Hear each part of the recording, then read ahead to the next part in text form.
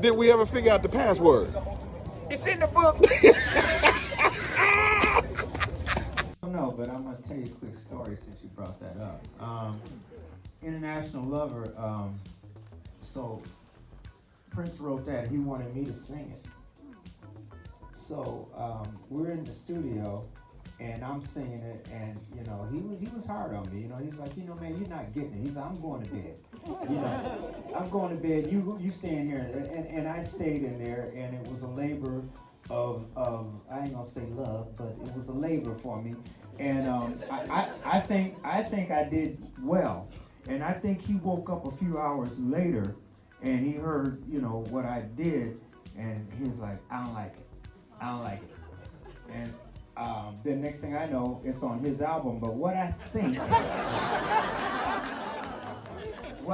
is he liked it that much, he just didn't want to tell me. So yeah, but as you know what, there's so much in the vault that okay.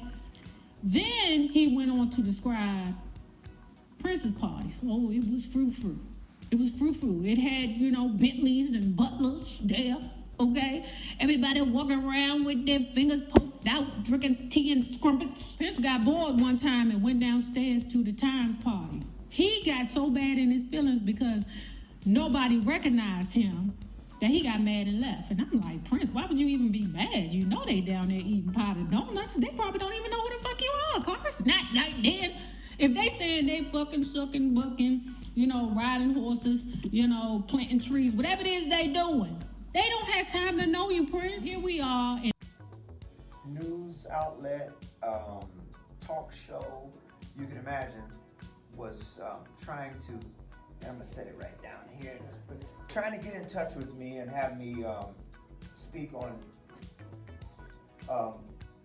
our life together, you know, musically and as friends as well. And I passed. I didn't talk to anybody in a year, and some change went by. And Brother David Ritz, who was the ghostwriter with me, surfaced and he said he wanted to do a book. And I said, wow, what a perfect opportunity for me to really tell my story, for everybody to be able to access it in one place, as opposed to being all over the place, talking about Prince's passing and all of that. So No, that's my friend. That's my man. I used to play in Grand Central Station with him.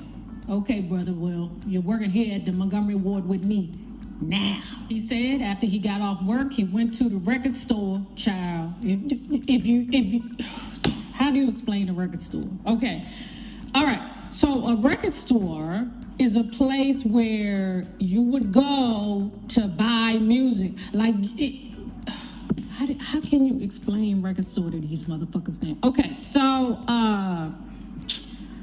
fuck. Okay, all right. This is a record, okay, or an album, okay?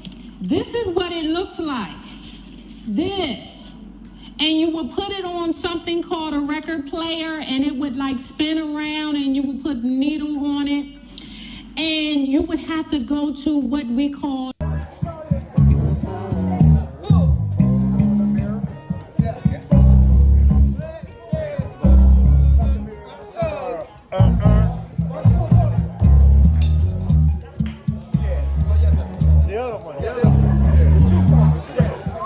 thought it was humiliating, but you know, Morris Day was like, hey, we get an extra $250. And I know you like, that ain't no money. Okay, but it's money in 1984.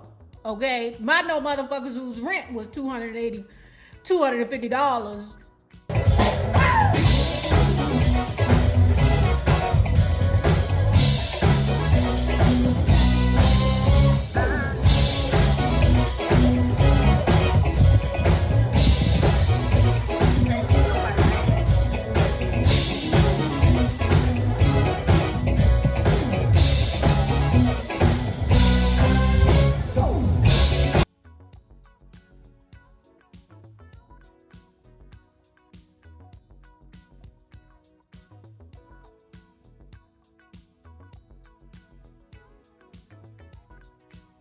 For playing. because like the manager said, you ain't play.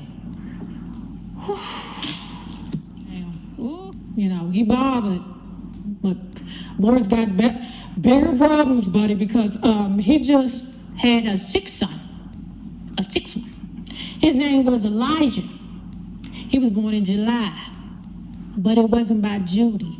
It was by some girl named Lorraine, child, because he had fell madly in love with the girl Lorraine. He said it wasn't Judy's fault and it wasn't Lorraine's fault.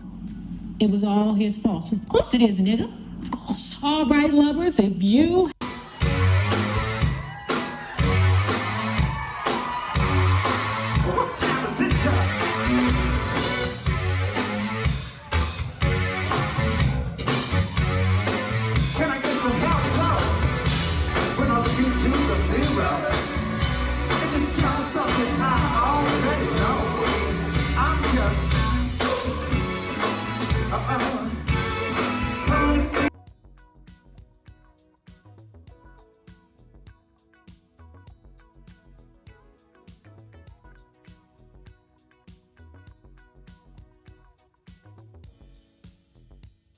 worked 100 jobs, so she wasn't home, right? She always wanted to give us everything, but goddamn it, we didn't know the bitch, okay?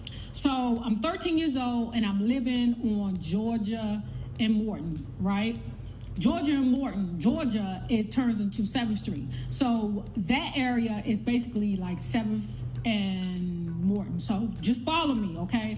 So when the movie Purple Rain came out, I don't know why, but one day, like at 11 o'clock, I just woke my sister up and was like, come on, baby girl, we about to go to see this movie. We about to go see this movie, Purple Rain. She's 6, she can't say no, so here we go.